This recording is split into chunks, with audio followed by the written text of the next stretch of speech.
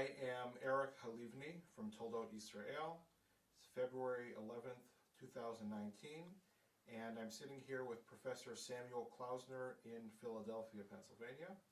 Thank you very much. Why don't we start? Tell me when you were born, where you were born. Okay.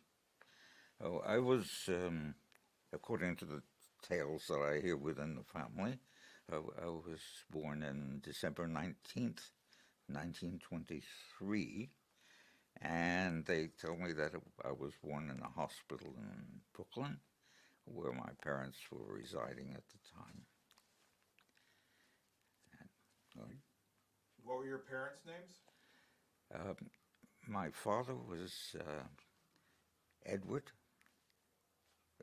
Yitzchak Shlomo, and my mother was Bertha, and she was Bryna in the Hebrew word, in the Hebrew. And my father was an engineer, construction engineer, and so he spent most of his career building large buildings, some resident, but basically tall buildings that required steel construction, which was his specialty. And my mother was the daughter of Jacob Adler, who was a Yiddish columnist with the Forwards, and his main contributions were from the time of the First World War up through the end of the Second World War. He was mainly known as either a humorist or a poet. But the poetry was not humorous. The poetry was analytic and sort of sad. The problems of the Jewish people, mainly in Europe. He had come from Lithuania. My mother was born in the United States. To her parents were, her mother was from Austria. I guess it was Austria-Hungary at the time. And her father was from Poland. I think it was southern Poland. And he's the one that he picked up I think worked as a tailor when he first arrived, but very quickly moved into poetry and newspaper writing. And I don't know exactly when he started, but I found a book in Yiddish in the University of Pennsylvania Library, which was published in 1903, and it was a poetry book. So that's a good start, because he was born in 1860-something. So anyway, these are my parents. My mother was, as a young woman, the secretary to a gentleman by the name of, during the First World War, during the name of Fiorello LaGuardia. And it was so that she was, at that point, an employee of the War Department. And later, she took time out to have myself and my sister. We are the two children of that marriage. And she picked up someplace, I would say, in the mid-30s to go back to employment, regular employment. She ran a tea room in Asbury Park, New Jersey, which is where we were living at that point.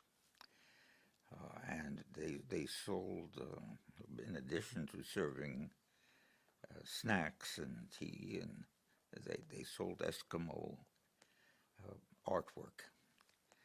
And from that, she went into producing a newspaper Sunday supplement, and her clients were weeklies and dailies all over the country who would receive the supplement, which contained general articles on politics and literature and so on. She would print the title of the newspaper as the masthead on the front page, and said she made a living by it that way. And subsequently, my father moved his construction work to Rockaways in New York. And she followed and opened up a New York office, which became, eventually she became a literary agent. Started with cartoons and then articles in magazines, and eventually into books and plays on Broadway and so on. And so it was that became the rest of her life. She died at 96, and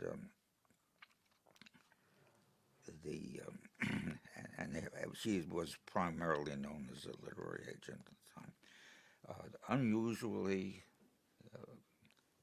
she was a female literary agent and one of the early women to go into that work. My father passed away at 77, and still working on steel construction.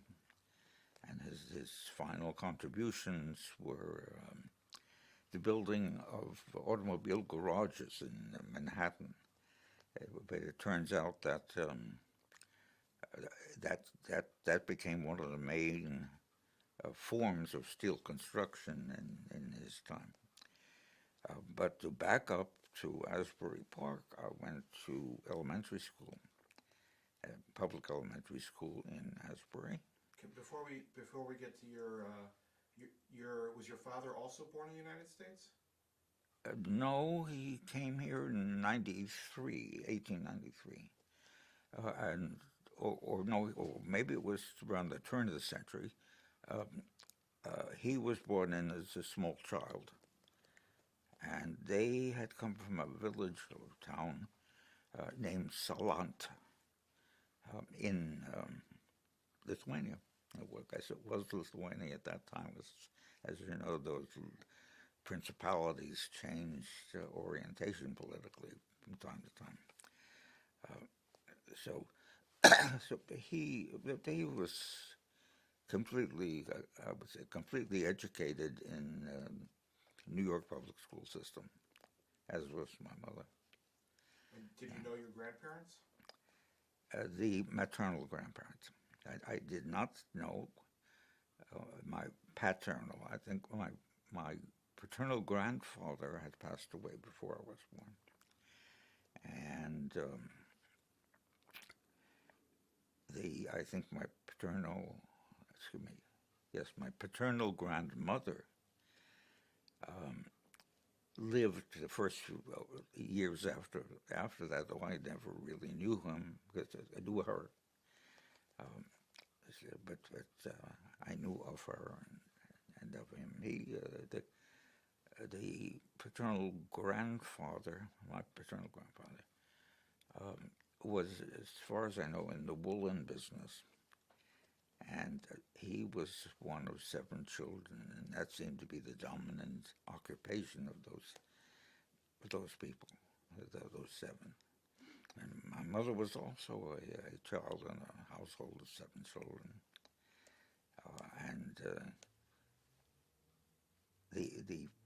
The artistic fields that she went into were not really shared by the rest of the children. They went into business careers by and large.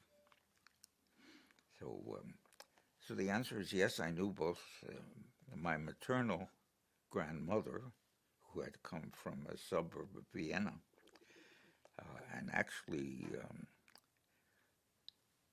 she spoke German, and actually adapted to Yiddish because of my grandfather, who,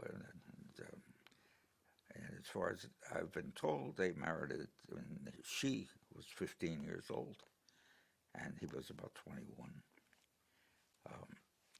Were you named for somebody?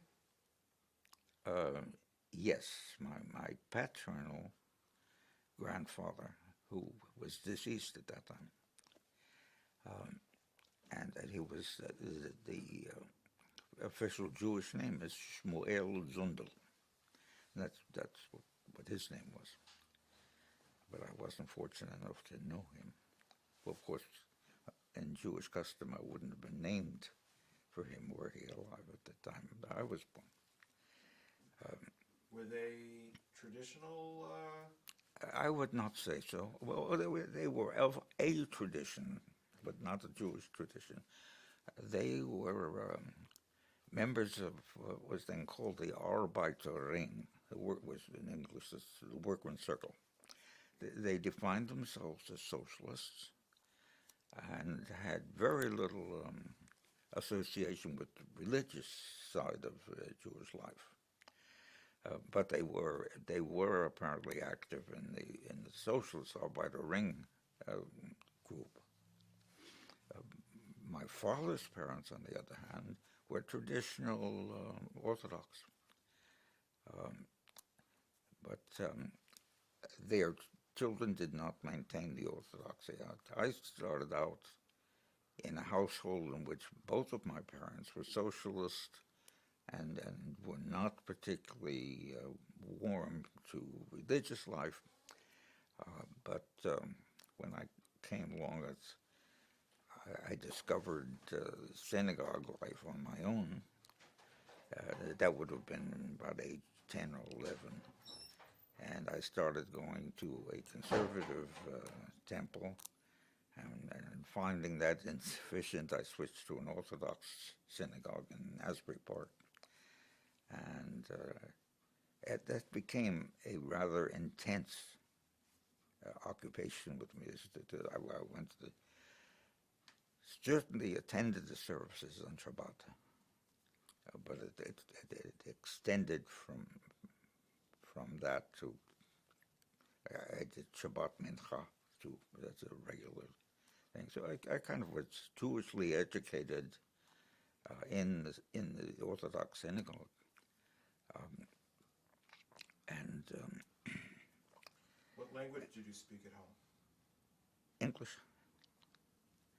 You know, both of my parents had been brought up in a Yiddish-speaking household, but they were quite assimilationist to American culture, and I heard practically no Yiddish around the house. Did they speak Yiddish to their parents? Well, my father's parents I'm not aware of now, but my mother, I believe she did not. That would be whatever I remember.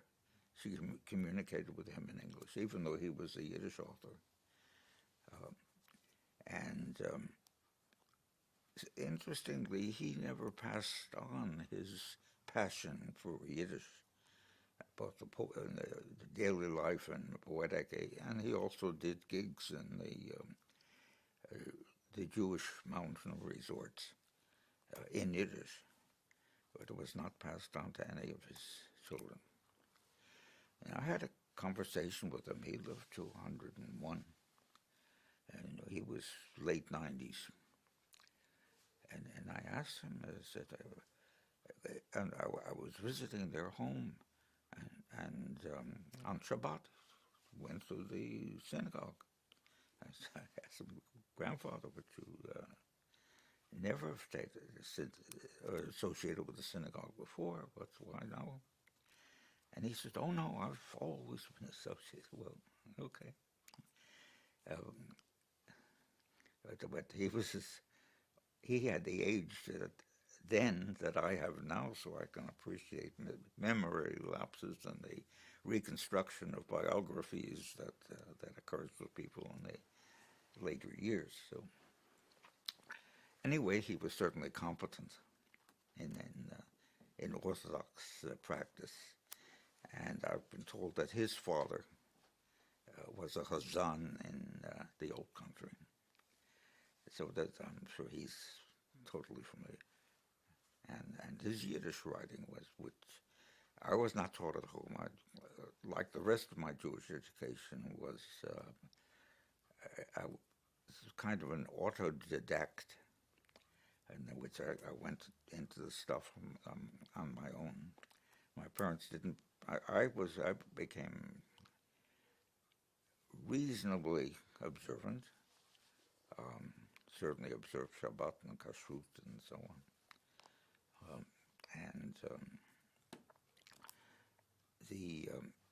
I would hear a good deal of Yiddish in the synagogue.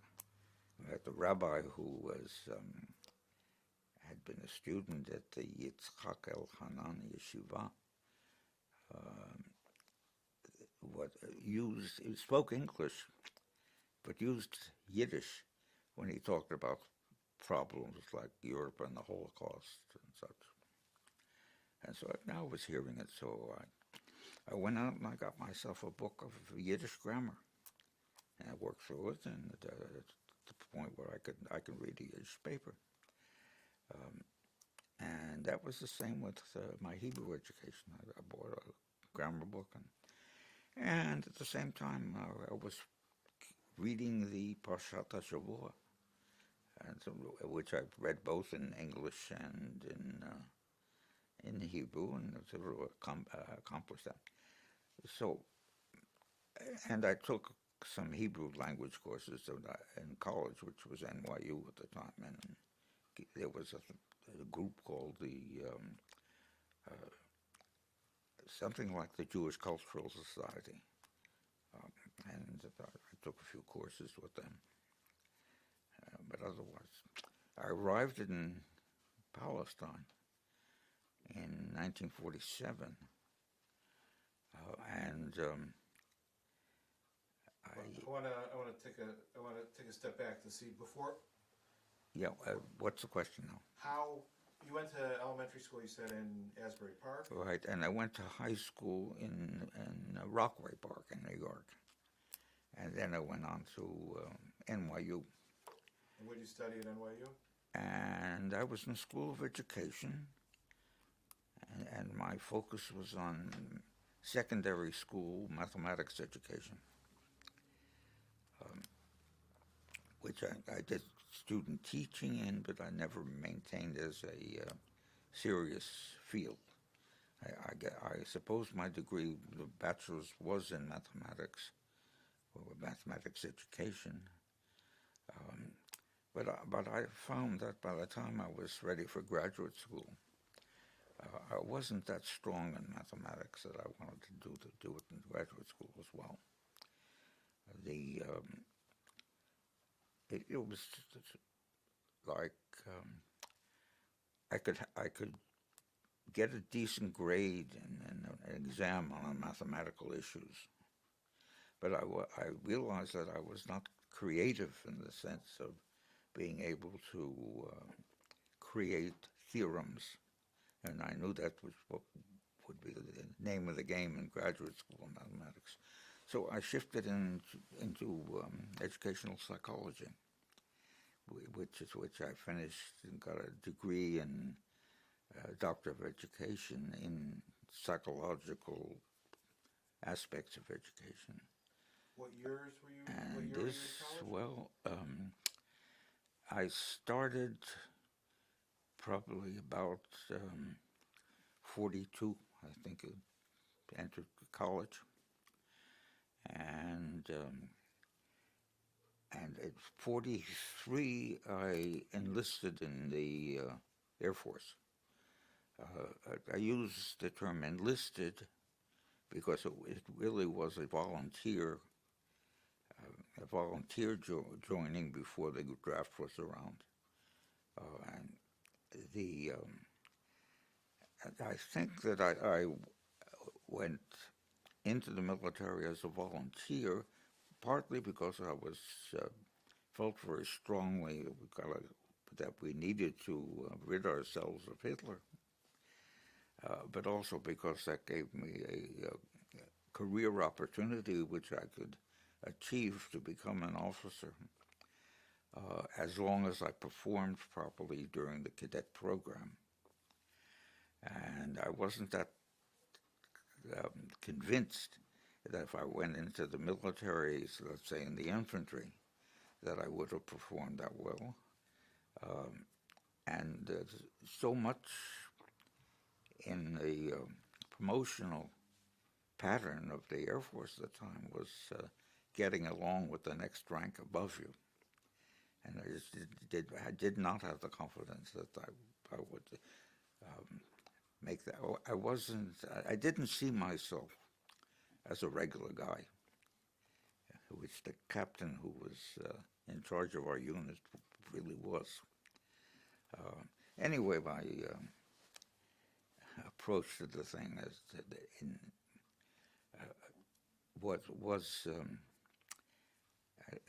a careerist in that sense. That I wanted to be in control of my career development, and that was indeed the right move to volunteer for the military. And I volunteered specifically for the Air Cadet program. And I had in mind that I would be interested in air navigation.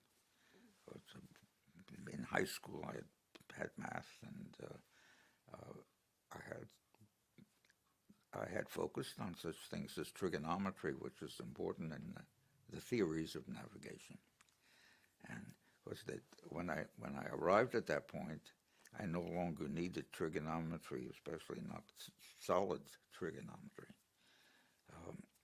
because the Air Force education system prepared books for us to do the navigation.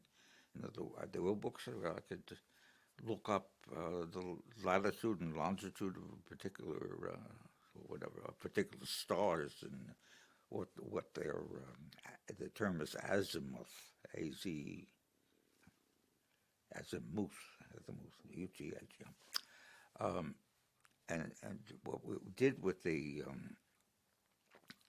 with our observational lens was to measure this azimuth, but it was all in these catalog books. So I never did a bit of trigonometry in the Air Force. But we did, I was assigned to a base in East Anglia.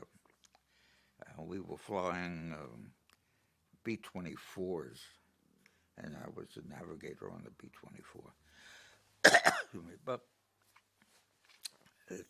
that's just a nominal thing, because I didn't get much chance to do navigation, because we were a group that we were one plane of about 2,000 that went over Germany to do bombing. And so we had no navigation. We were simply following the planes in front of us. And our orders were to drop the bombs when we saw the lead plane drop. So maybe he had a real navigation setup. So anyway, when did you first hear about Hitler, what was happening, Jews in Europe? Yes. Do you have family still left there? Not the immediate family was already in the United States. And so I knew that my parents were in correspondence with people in Europe during, I think we're talking about the late 30s. And their life was becoming increasingly difficult, and I was quite aware of that. And the family, we were sending over some foodstuffs, clothing, in order to help out. So there was rather intimate that I went. My formal Jewish education was very limited. I went for about a year or so to a community Hebrew school, and finding that the program of a community Hebrew school didn't take me beyond reading, vocalizing the Hebrew text, which we practiced each session. So I just didn't feel that was interesting enough, and I wanted to go more deeply into Judaism. And so this was just about a year or so before my bar mitzvah. I quit the Hebrew school, and I started studying at home. And that's what I mean by being an autodidact. And I took the parshiot of the Torah very, very seriously, and I studied them in Hebrew and English. And and religion to me at that stage was a much broader concept than just learning Jewish observance. I was reading the religious poetry of the classical European types, which was basically Catholic poetry. And so that I entered the religious world in this very general sense. While I learned the Parshiot, I also read the New Testament at age 15, 16. So that was the way the education was taken. But I elected to be a Zionist someplace around there. And I joined the Zionist youth groups. So I became aware of what the Jews were doing in Palestine, and I was following the politics of it, and decided that after I graduated from college, I would continue graduate work at the Hebrew University. And that's precisely what I did. And I arrived in the Hebrew University in January of 1947. How long did you serve in the Air Force? Wait, we want to repeat that? No, how long did you serve? The U.S. Air Force? Yeah. 3.5 years.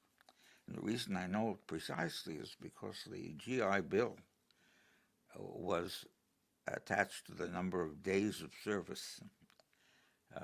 For every day that you were in service, you were entitled to support and educational tuitions from the government. So I knew I had about 3.5 years. And indeed, that's what I did after I began working for my master's and doctorates. And so still in psychology. So you finished, you got out of the service in 45. July of 45. And I got out early because my role was getting less important. As a navigator, they needed fewer and fewer navigators because navigation mostly was being supplemented by early forms of radar. So it was already becoming an electronics business, and apparently you didn't need we were not drawing headings on maps and such by this time. So anyway, I was out in time to go back to school, and which would have been the September 45. And that was the beginning of my, I went back midway in NYU and finished, and then I switched over to the Teachers College of Columbia, and I went through their doctoral program. And by the time that was done, I had switched myself. I got a degree in that, but I was becoming increasingly interested in social sciences. And but at this point, I went to Palestine. That was to go to study at the Hebrew University. But that never bore fruit because the Hebrew University stopped teaching sometime around October, November of 47, 48. 48 was a bit of, no. 47. Yeah. 47, Yeah. yes, 47. No. How'd you get to Palestine? Ship, Do you remember what it was called? Marine Carp. Uh-huh. It had been a troop ship during the Second World War and was now being used for the New York-Haifa run. And two weeks it took. I was not the only person traveling into Palestine at that time. I recall students at Jewish Theological Seminary were there, and Hebrew Union College students were there, and we actually ate kosher food for the whole way over. But that meant that we had cans of tuna fish at practically every meal. But it was doable, and it was important enough for me at that stage to do that.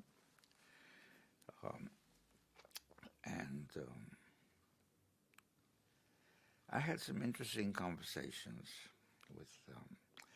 There was a Christian preacher. I believe he was more evangelical at the time.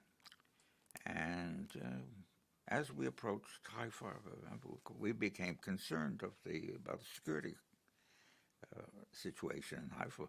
The security situation in Haifa, we're talking about January 47, was the Jewish activists who were running around shooting and throwing bombs around, and that would have been Lehi and Etzel. And so we knew that the dangers there were from Lehi and Etzel. But Haifa seemed reasonably calm when I got off the ship. So. And I went to stay with that story. I went to some kind of a Jewish agency office and asked to be placed in a kibbutz. And my main concern with that is I should be in a kibbutz but they didn't speak English. And indeed they sent me to a kibbutz in Emek Bet Shan, which was called Kfar Eliyahu. It was a religious kibbutz. And I did... Stay Eliyahu? Steliyahu, yes. That's what you got a better memory than I have. Steliyahu, it was in Beit Shan, and right next to it, a larger kibbutz, which was called Tirat Tzvi. Anyway, I got some training in spoken Hebrew. And one of the things I realized is that I wasn't fit for kibbutz life. I wanted to be an academic, and so while I fit in the sense that I could go out to the fields and collect cauliflower and pick the bugs off it and whatever, I knew this was not a life for me. And I remember they tried to pair me up with a single woman there. And I went to her house and she prepared some coffee and we were talking. And I suddenly became physically ill. And I excused myself and went out and I vomited. And I realized what was going on there. It's my resistance to abandoning American citizenship and assuming Jewish Palestinian, whatever, the British under the British, was that strong. And the several times that I tried later in later years to make Aryeh. Always was emotionally resistant, and which I attribute part of my military service, which really gave me a sense of American patriotism, which overrode whatever attachment I may have had to the Zionist experiment. So, at any rate, though I was not destined to make Aliyah, I was committed to helping out when the war came along. And we're talking now post-November 29 of 47. It was no question that I was going to stay there and fight with them. It was unthinkable. There were some Americans who packed the bags and left when things became shooting. But I was at that time already a veteran, and I had no fear of getting into this shooting business. Anyway, I served with. Do you remember November 29th? Do you remember the I remember I was in Jerusalem, not Tel Aviv, where they have the movies with all the dancing. I don't recall seeing anything like that in Jerusalem. But I remember the day and its significance, yes. And shortly after that, the way it worked out is that they opened up recruiting offices in Jerusalem. And I went on to the recruiting office. And I told them I was a veteran of the Army Air Corps in the States. They gave me a white card, which indicated that I was some kind of a military professional.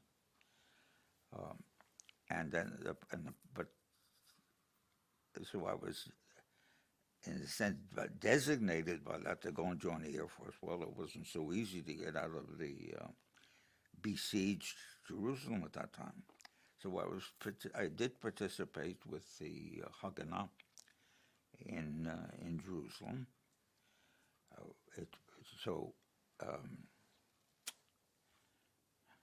I'm trying to recall the name of the kibbutz at the southern end of the city. It's still there. It's slipped my mind. Anyway, we went. The kibbutz had unearthed a 50 caliber Browning machine gun. And it was a gun that I was trained in the American Air Force. It was used in the Air Force as a waist gun, W-A-I-S-T, and then the gunners would fire out of the apertures or windows. So I had 6 weeks of training in the gun. So I and another American put together their single machine gun, and we were posted at the edge of the kibbutz to cover a raid that they were about to accomplish. And they I remember the name. They were about to march through a town on the railroad, which was Bet Zafafa. And indeed, a bunch of kibbutzniks went down Bet Zafafa, and we could hear the shooting. We were posted at the top of the hill for their return, just in the event that some of the Arab population might come that way. That didn't happen, and the kibbutzniks came back through that route. But we were poised with a machine gun in the event that it didn't work out that well. But anyway. Remember the other American's name? Pardon? Do you remember the name of the other American you were with? I usually remember that name.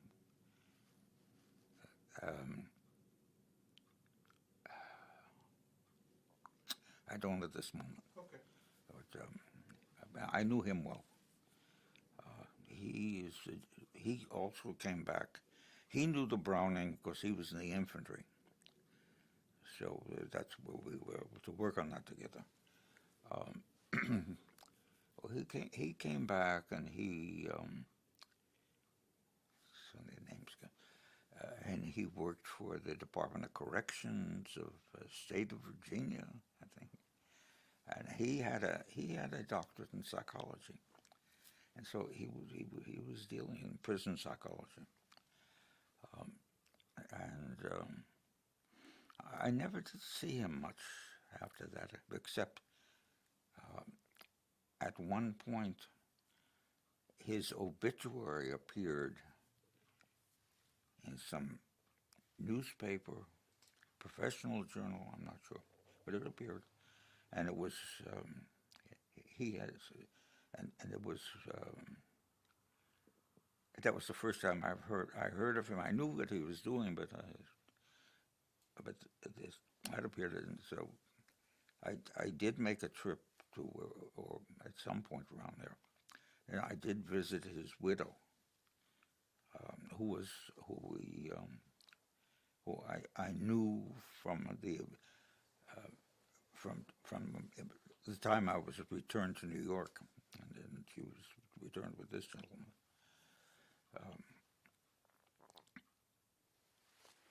So anyway, just a few words about I did make it to Tel Aviv to join the Air Force. The means was that they maintained a small plane, I believe it was a British Oster, which flew every morning around dawn between Tel Aviv and Jerusalem. And there was a landing strip just outside of, the name that occurs to me is Lida, but Lida is a town, but it's a word like that in Jerusalem. They had a landing strip, and they basically took government officials between the two places each morning. Well, I waited, and one morning they had no other passengers, and so they took me. And that brought me to the Air Force that was headquartered in a couple of hotels in Tel Aviv.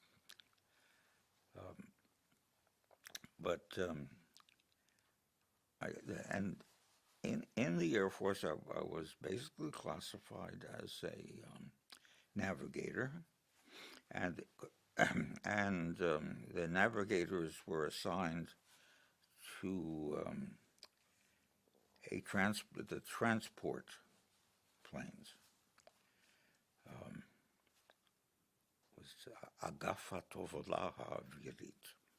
It was transport, and we were doing mostly transport of arms between Czechoslovakia and Tel Aviv. So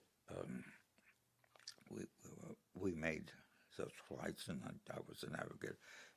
It wasn't a stable. They didn't have a stable crew. I think we were only 2 navigators in the whole bunch, so we were circulated among different flights. But I was able to now do celestial navigation, which I had never done in the American Air Force. So I used a combination of taking the azimuth of the North Star, which I could always find, and radio beacons, and we draw 2 lines on the map.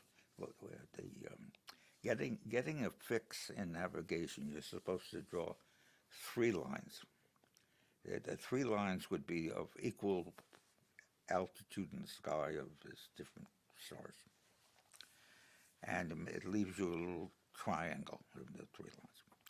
And from that, you picked a midpoint, and then you sort of knew where you were. Anyway, so it was several of those flights, different kinds of adventures. Did you know somebody named Harold Livingston? Say again? Harold Livingston. I know him from another context, yes.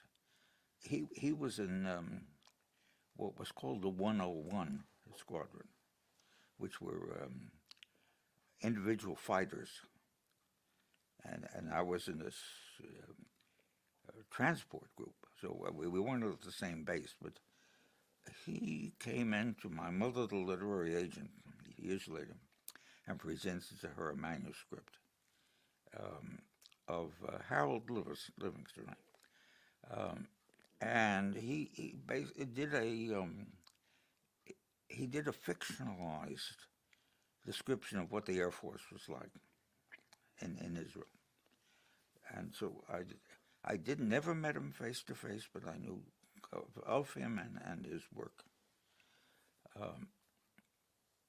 If I'm not mistaken, the movie that was made by the sister of the producer, not the producer, you mentioned his name before. Spielberg. Huh? Steven Spielberg's sister. Yeah, Spielberg's sister. Yeah. And she made this. Have you seen it? Yeah.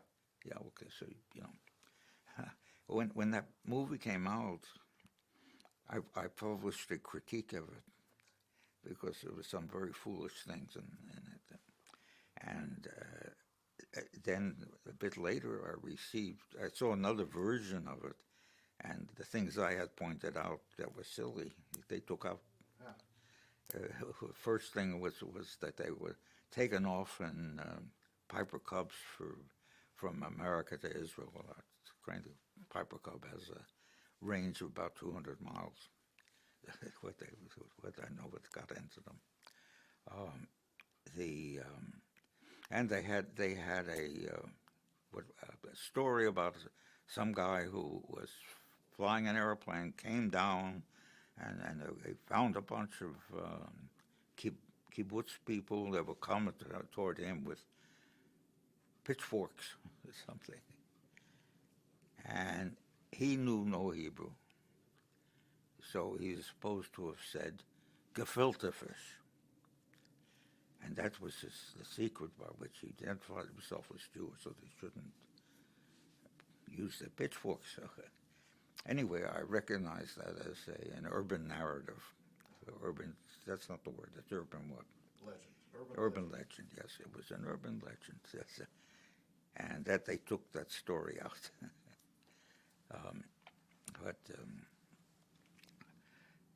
Back to my role as a navigator in the transport.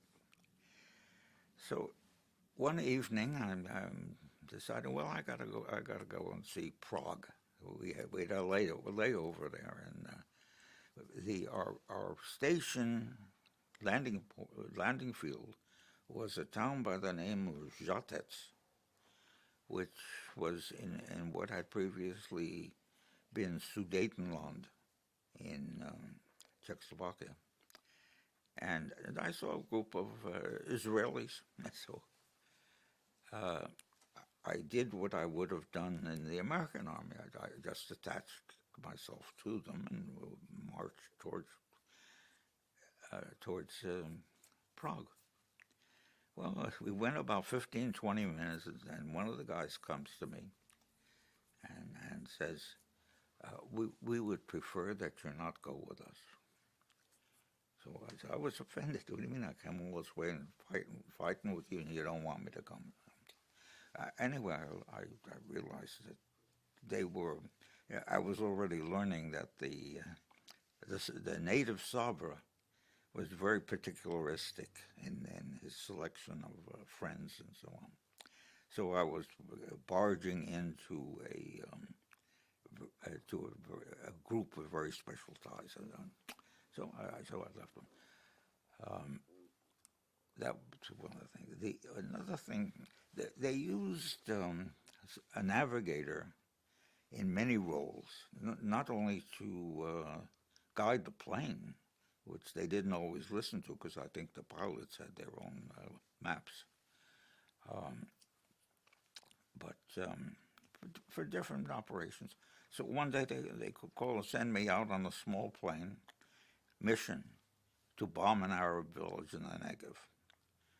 So my task was to throw mortar shells out the window and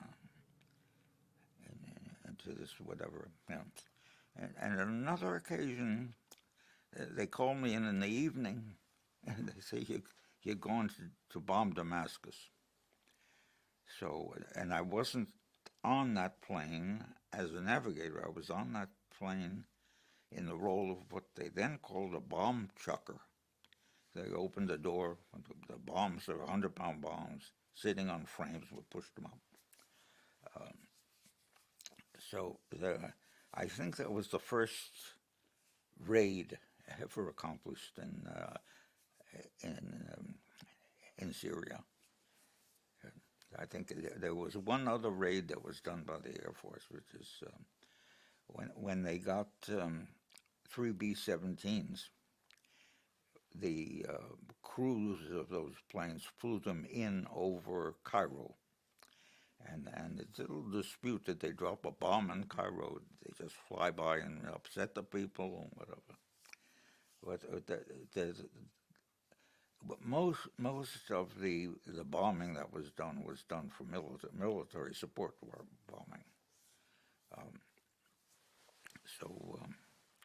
Anyway, it was a there's a phrase that's used in the kibbutzim. I don't know if it's called the kolbo. You still use that term? Yeah. And it means it's a large bowl that's put in the middle of a table for people to share. Yeah. And I said, okay. Well, that got transferred into this role of what a peacock is another term they used. Plugs into various roles. So that's what I was doing besides the navigation. So, at any rate, we had there were 2 hafugot, ceasefires, and I figured in the second hafuga the war was over, which it was essentially, not completely. So I was married at the time, and when did you get married? Pardon? I got married in Tel Aviv, someplace along the line. I married a native Mizrahiya who was a dancer, and my 2 eldest children are from her. And you met her in Israel? I met her in Israel. For some reason, I don't recall the meeting, but yeah, I met her in Israel, and I visited her studio, and she was attractive, and we were together for about 12 years.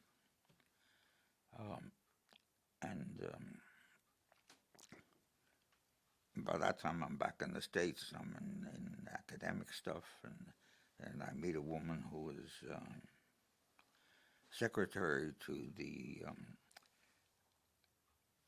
what I think the office was called General Secretary of the United Nations, not the World Bank, General Secretary of the World Bank. And she was sophisticated, and so that bounced back to this. Anyway, she was not Jewish, and I thought I explained to her what this strange religion is about. And she never really took to it. She went through a conversion, but it was not in her heart, and that created some tensions. And of course, I was still reasonably observant.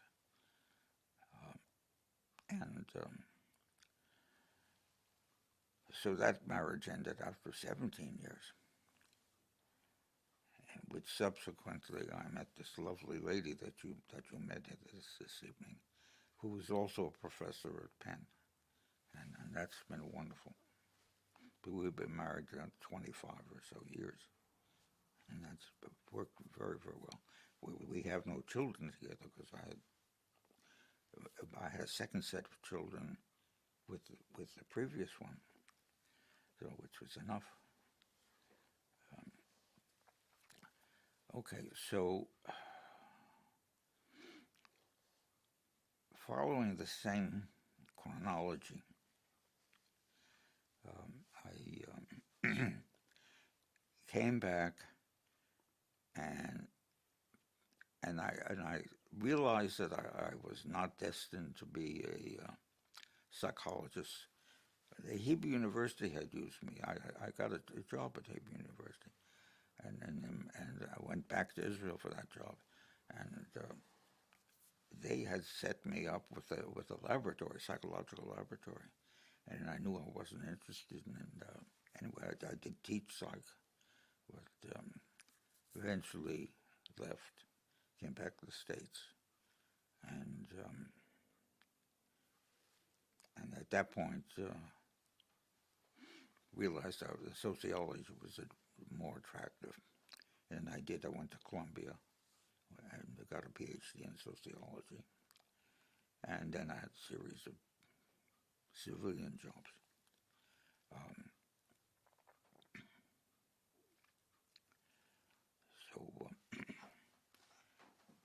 Which direction should I go? Okay, so tell you my academic life? Well, I want to go back for a minute. Czechoslovakia. Yes. What were you ferrying on these transports? Oh, the ferrying was Žatec to Tel Aviv. It was the back trip. Yeah. We picked up arms from the Skoda works, which I guess the Nazis had used the Skoda also to produce their arms. And so, and that was a variety of munitions.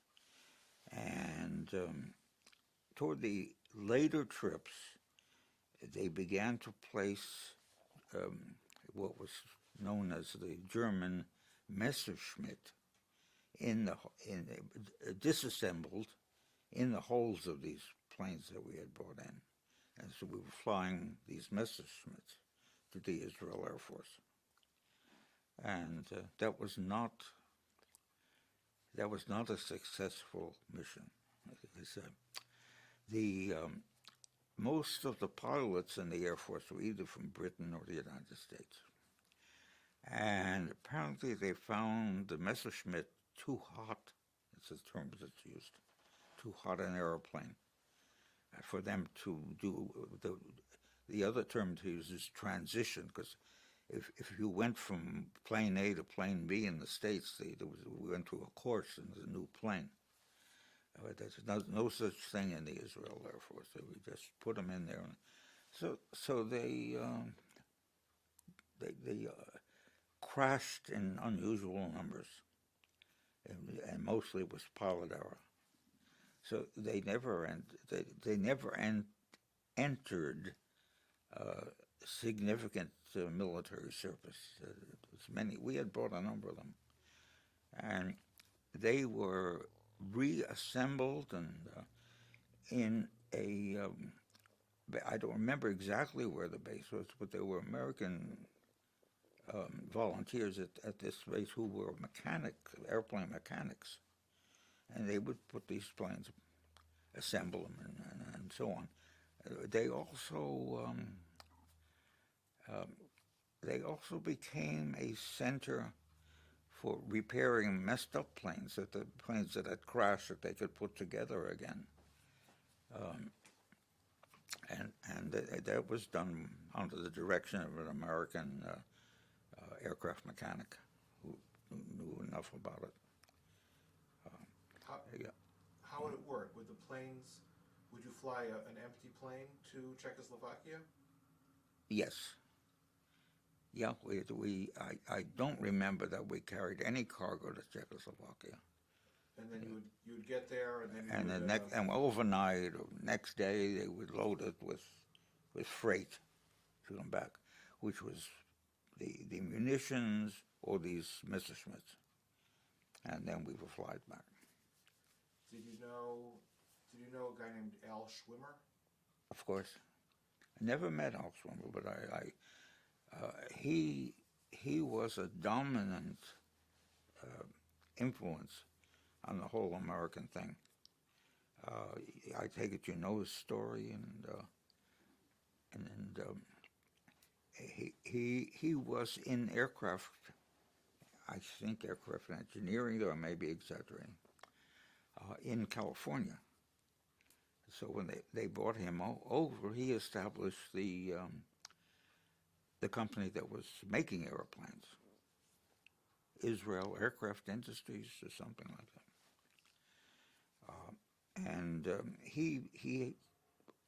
I used the term, he was a central actor because he found a place in basically as an unofficial government official.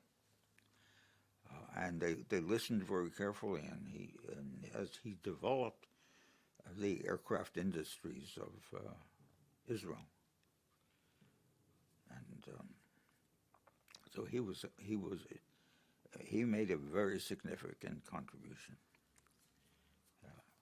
His Israel Aircraft Industries became a major industry over the years, including after '48. When he was the go-to guy for manufacturing airplanes. How long did you stay in the Air Force? Israel? Yeah. Well, I guess I would have to date it from the time that little plane took me to Tel Aviv, which probably was in April of '48, give or take. And it had to be. It was even later than that because I was in Jerusalem when the May 15th date came for declaring state.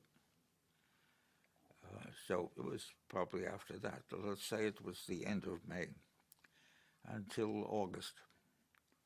So 4 months. And then, did you ever end up going to study at the Hebrew University? No. No, that's what I did, though, in subsequent years, I would say roughly 1950. I was invited by that time I had my degrees. I was invited by the Hebrew University to come and teach there, which I did. And I taught for a year at the Hebrew University, which would have been 51 or so. And I lectured on social psychology. And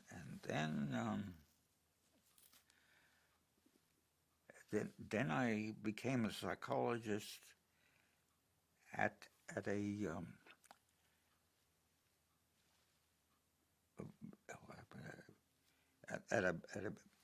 hospital, with a hospital in actually it was built on the where the village of Deir Yassin had been, and so it still had the buildings of it's a mental hospital, that's right.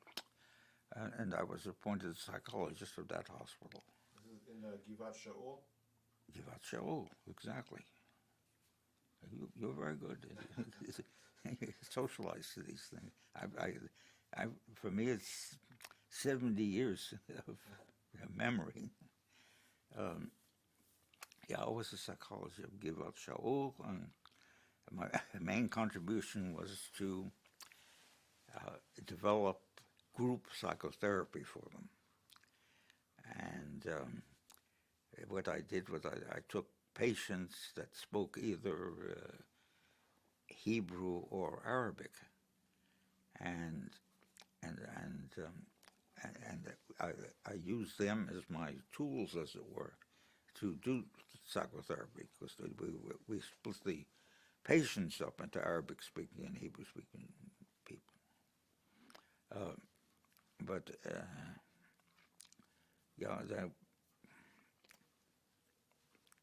I was in Israel for 3 years.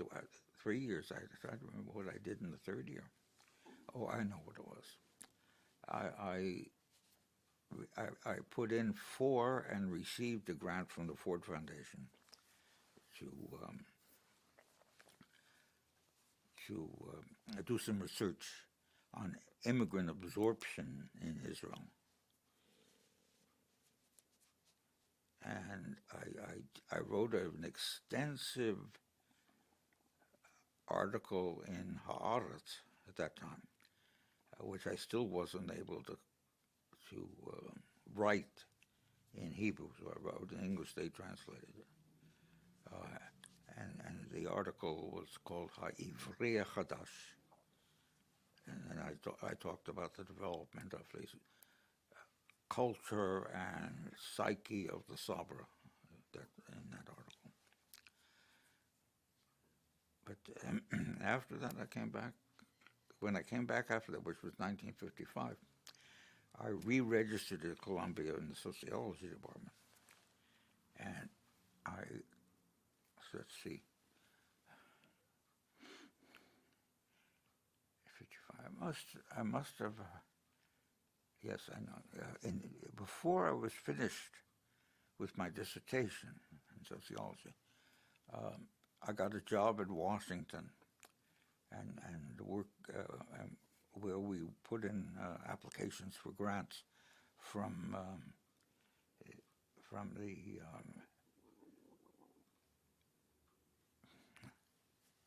the National Foundation of Health, I guess. And I did that until leaving there, which was about 1967, when I had an invitation to come to Penn. And your first wife and children came to the United States? That's true, yes. And my first wife got American citizenship on the basis of it was a GI marriage. It fell within the framework, even though this was several years after the war stopped. So she became a GI bride, as they call, and that's right. And the children from that. No, let's see. Yes, I have a daughter and a son, and the daughter has been living in Cambridge, Massachusetts, and she had a very successful career. She became president of a hospital in Cambridge, after which she divorced and married the former CEO of one of the large insurance companies, I think it's Mutual or something, insurance companies. So she moved on to living the life of very high-income people.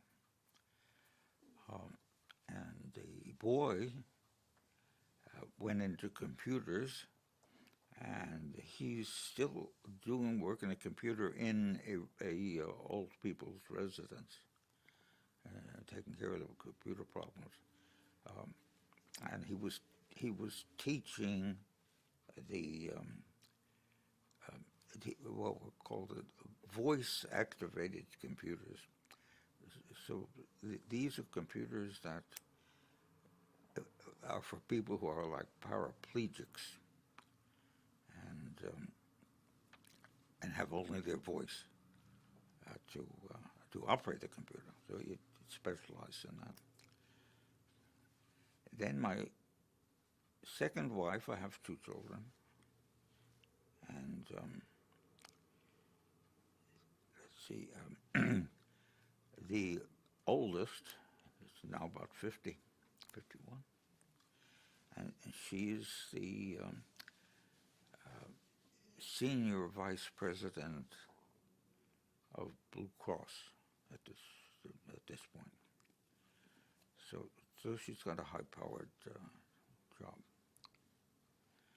And her younger sister is now living in Easton, Connecticut, and she she's an artist, and went to Yale for the scenic design program, and she's now back in, after having produced her own child. She's back in scenic design, working for a company in Connecticut. And she has one. The older daughter from the second marriage has two children. One of them was has taken a degree and is finishing a second degree at Penn in, I presume, city planning or some branch of that. And so he's still looking for a position in that. And his sister, a little bit younger, she's now going through Bryn Mawr and she's majoring in mathematics. So, what did your parents think about way back? Yeah, your decision To go to Palestine in the first place? Yeah. I don't remember any opposition to it. Even my mother doesn't see it. I don't remember her ever saying, no, don't go. First of all, when I got on the ship to go to Palestine, I wasn't going to war. I was going to go to the Hebrew University. And the war fortuitously came along, whatever. Then she became quite concerned. But they were more concerned of the fact that I married the first wife over there. They didn't never met her and didn't know much about her and so on. Did you have connections to other Americans that were in Palestine at the time? I did then. At the time, yeah. Yeah, and now I joined the American Veterans of Israel. I must have done that in the 90s. When I came back in 55, I initiated something like this, American Veterans of Israel. And I remember having a, what did I say, 55? This is in 51 or 52. And so I gathered whoever I knew or was on somebody's list, and we had an organization meeting at the Jewish Theological Seminary. And there must have been 200 guys there, and maybe some women as well. Then I went back to Israel, and nobody kind of picked up the organization, but it was independently recreated about the mid-60s, and in its new form, it included Chel Hayam, and people who were on the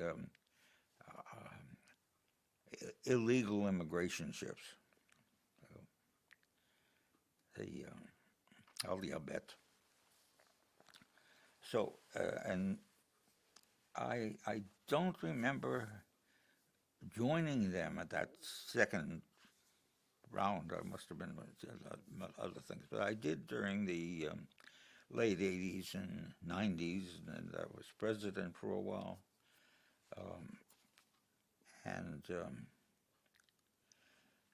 And I stayed active with the organization, I would say, beyond 2000 or something.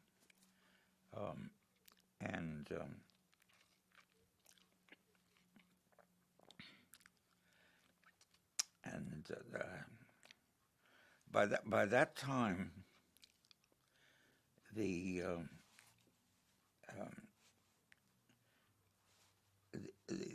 people in that cohort were dying off. And I said, well, in order to avoid our just ending, we should set up a kind of post-AVI, American Veterans of Israel group, which they did, and so it was, and we terminated the original Veterans Organization, and it was taken over by this other group, which was initially recruited the children of veterans. And I would say today there must be, let me put it this way. I believe there were about 1,500 Americans who went as volunteers to Israel, including the Aryeh people. About 100 stayed. So something like 1,400 must have come back here. And in about the year 2000, they launched a survey of these survivors. And they got about 360 responses. The questionnaire was reasonably interesting, but violated all the rules of good questionnaire construction. But I said, since nobody else can relate to this data and knows how to analyze the data, I'll do it.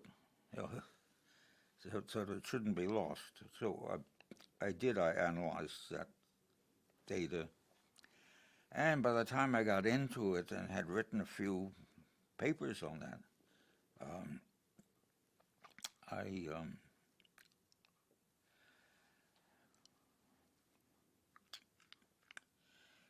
I guess I decided at some point that it should be a book. And since then, whatever, that would have been around 2010 or so, I've been working on the book using the data from the study, but supplementing it in a number of different ways. The one that I mentioned to you before we started, which is... Tell me a little about that. That wasn't on camera. I'd be curious if you told me a little bit more about that. About which? What you were telling me before the interview. Ask the question again. About Syria and the... my experience in the Air Force. No. The volunteers that you were going to make into an appendix for the book about... okay.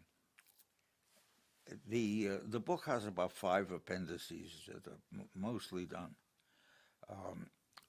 One appendix lists the 41 Americans who died, with a little biographical and a photograph of them. And another appendix, which is another appendix was the normal one, in which I presented the questionnaire that was used for the study, and went beyond the questionnaire itself, because as you work with a variable in a questionnaire, you're going to reshape it. So, and maybe we got 10 categories, and then you try to put them into 2 categories, and so on. I had those modifications were into it. Then I said, well, the issue of the foreign fighter has some general implications. And so I wrote some short appendices, an appendix, on various kinds of historical foreign fighter groups, which really are ones that are like us, who volunteered as individuals to join a foreign army, and they had it was at the time, as you probably recall, that was forbidden by the American government. Did they take your passport away or whatever?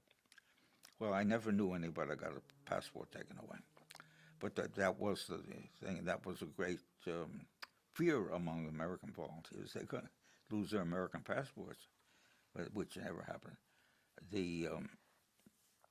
So, and in that appendix, I have in the process now of writing an appendix of this Fawzi al-Kawakji, because based on his Arabic autobiography. So that I'm kind of finishing off that at this point, but that's what I do. Because I wanted to indicate to compare Israel's relation to its Machal with this Fawzi's relation to his international militia that he put together, and which also had some stuff in it about his relation to the Arab states, because he came into being with his militia in order to cover the period between the November 29 and May 15th creation of Israel. And he was supposed to go out of business at that time. He didn't quite do that. But the Arab states took the position that they can't invade. They want to invade, but they could not invade Israel because they end up fighting the British. So they were on hold until the state was declared. The day the state was declared, those who were ready to invade Israel did so, and were ultimately repelled by the IDF. But as you know from the history of that, that was no simple matter. Up through about April of '48, the war was going the other way, and it wasn't until June or July of '48 that it really, well, it began to turn in April or May, but by that time was in Israel's favor. So let's see. Did you find the methodology of this Syrian group to be similar to the way? No. It was Arab through and through. But were they the way that they recruited volunteers, was it similar to the way that Machal recruited volunteers? One could basically, yes.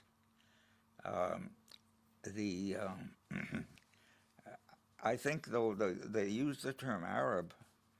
I think they were practically all Muslim. I don't think they were recruiting many Christians.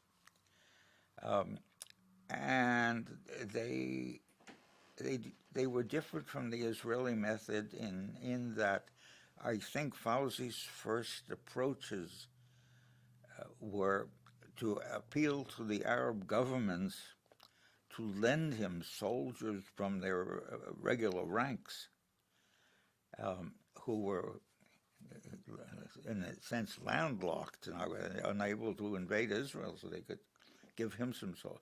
And I think some of them did that. And then there were regular, posters to attract recruits. And another thing is they had a serious problem of retaining the commitment of the people that they recruited. They said if they were unhappy, they just got up and went home. And that may have happened once or twice with the Machal. That somebody says, "Oh, they misled me. I want to get out of here,"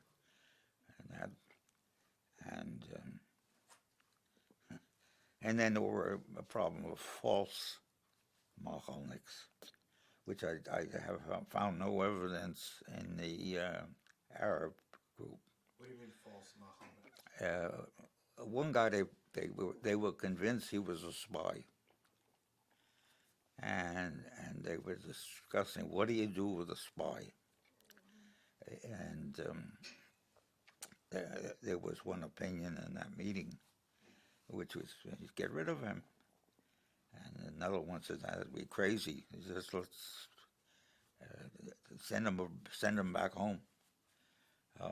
Which is apparently what they did. It never was clear to me where home was for the spy, but it probably was England. But I don't know that.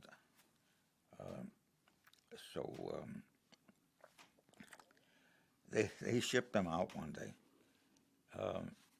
Pretty convinced that he was a spy.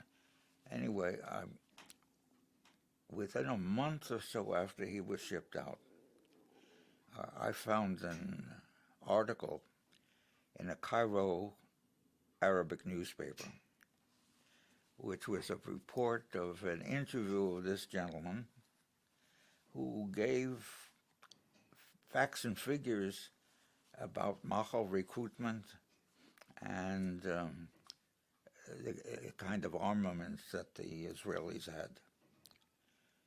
And so what paper am I thinking of? The name went out of my head. It's one of the most prominent papers in Cairo. So I translated that and published it. I was at that time the editor of the American Veterans of Israel's newsletter. So I published it in that newsletter. So you think that shows that he indeed was... I think that's evidence for his more official role as a spy, yeah. But I have no evidence that he went back and as a real spy or just a curious guy or whatever. Did you know Lawrence Kohlberg? Lawrence Kohlberg? Yeah. I know of Lawrence. No, I never met him. And I was familiar with his work as a psychologist and his unfortunate demise. The stories he walked into the sea and committed suicide or something. Well, he was a volunteer also in... Yes, he was. I've always been curious whether his experiences with Aryeh impacted his later psychological research, namely the idea of violating certain ethical or legal restrictions for a greater cause, which clearly Aryeh was. Yeah, that's right. But I never saw anything. Whose laws was Aryeh? Well, it's illegal British. And legal from the British, yeah. So if you're not British and you want to make this thing happen, and the British never brought anybody to court, but they could have. Theoretically, they would be the power to do it.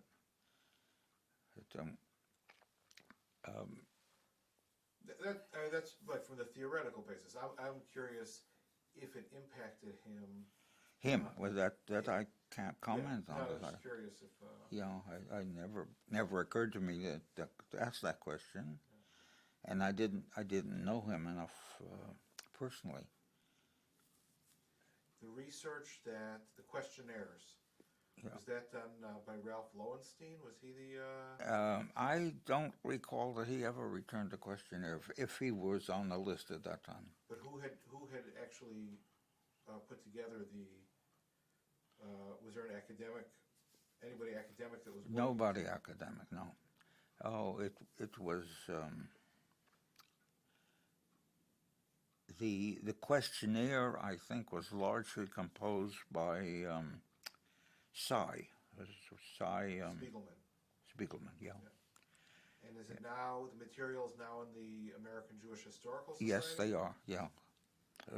There's a complete set of the completed questionnaires, which are there because our journalist professor from Florida That's Ralph Lowenstein. That's who.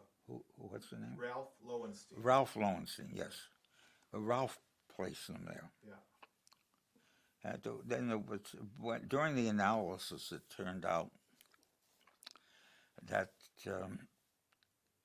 the list that Ralph had was missing 60 cases that I had, Oh. and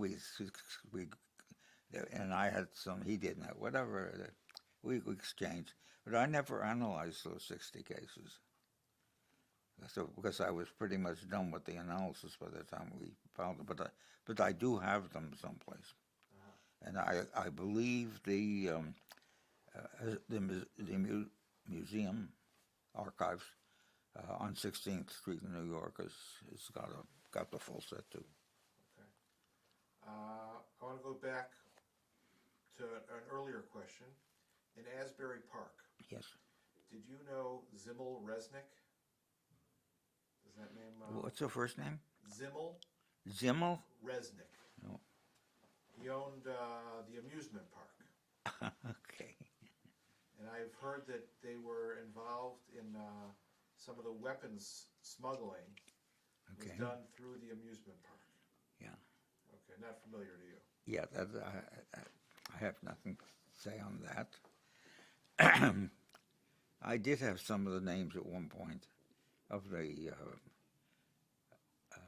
group that was sending arms to Israel, and who are all deceased now. And there was one famous name among them. What's that name? Huh? Who's that? I'm trying to remember.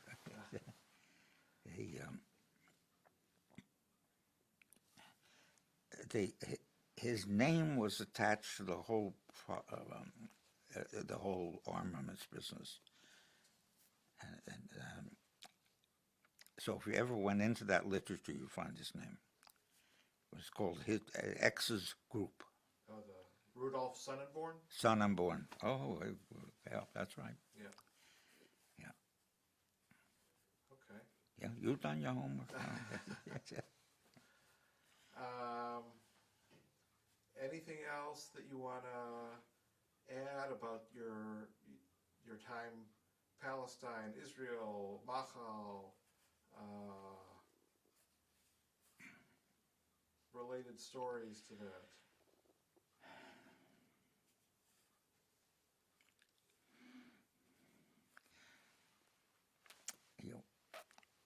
My memory is such that were you to present me with a list of events, I would identify some and be able to elaborate on them. But at age 95, it's a little reach for me.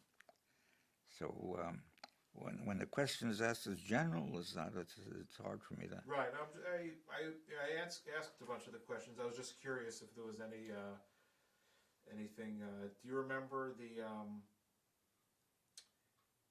did you have friends that were working, or people, did you know Americans that were working as journalists at the time? Yes. And now you see, I got to get his name. He died, I think he died a few years ago. Marlon Levin? Marlon Levin? No. Mordechai Chertoff? Mordechai Chertoff, yes. Is Mordechai still with us? No. He is not. I interviewed both those people. Okay. Do you know when Mordechai passed away? I think it's about 4 or 5 years ago. Oh, okay. He entered a residential arrangement with elderly people in Israel? Yeah. That's it. And he passed away there? He did. Oh. Because he went and he was there for a number of years. He was in the States as I think he was a rabbi. That's correct, yeah. For a while. And then he went back later on after he retired. And he lived in this senior residence there, and he passed away there. Okay. Yeah. Wonderful guy. Wonderful guy. Yeah, really. He had a sister, I believe, that was in Machel. I can remember her vision of her. I think either his sister or no, it probably was his sister. You know, about the same age. You know. And his father was a conservative rabbi, if I'm not mistaken. His father was at the seminary, yeah. At the seminary, yeah. Churchhoff, yeah. And his uncle worked for the government of one of the federal investigatory things a few years ago. It's another Churchhoff. Yeah, it's that Homeland Security. That's what it was? Yeah. Okay. Zipporah Borowski, did you know that name? No. She also was there. She's a little bit younger than you, but she also was there. No, there was a Zipporah that was about my age. She's gone. And her husband wrote the first book on the Machel within a year or two after the war. And he became, the husband, a rabbi of a conservative synagogue in Israel. And he predeceased Zipporah. Okay. So that I recall. Why I don't recall his name, I don't know. How about Joshua Stamfer, Rabbi Joshua Stamfer? I know that name, but I never met him.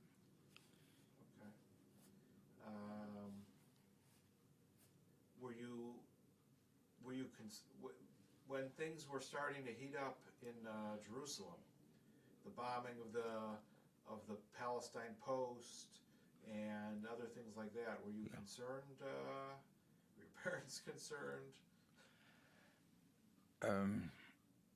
Concerned, like I would have considered leaving the country or something? Yeah. No, never. No. Those were just events along the way. I was, I'd been a veteran, so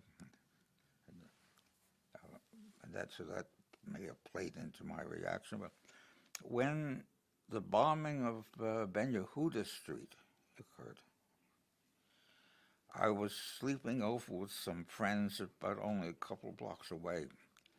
So, it was practically the glass was shattering or something. But I was in downtown Jerusalem at that time. You had mentioned, we were talking a little bit before about Gush Etzion. Yes. Did you know any of the people? Did you know the story of the Lamed Hay? I knew the Lamed Hay, yeah. Some of them were students. Did you know they were? I understood they were 35 students from the university. I presume took off, as far as I know, on their own. I don't think they were sent, and none of them survived because they obviously didn't have the intelligence information to know what the traps were and whatever. But I recall that at the time that it happened, and I think I knew one or two or something at the time. Looking back now, many years later, Mm-hmm. do you have any regrets about that time period, or? No, I don't. My feeling is I'd do it again if I were young. Now that doesn't mean that that I'm happy with everything that evolved from the war, and which was in my eyes a kind of duty.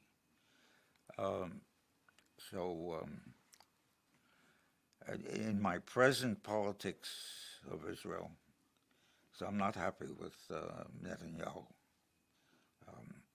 and well, item number one is I'm not happy with the way the post-1948 governments of Israel have treated the Arab populations of Israel proper, let alone the West Bank, and that's something that has moved me over the subsequent years. So it's a political difference. Okay. All right. This has been fascinating. Okay. Thank you very much. If we put to good use, I appreciate it. Thank you. Okay. What time is it? We spent 12. We spent a couple hours. Yeah. I thank you for. And if you, I don't know if you're going to, you won't have a writing stage before the film. No. Oh, you'll edit the film. I mean, we keep the film unedited, but when we make shorter clips, so then we sometimes Then you have to. I see. Yeah. You know, because one of the things that is interesting is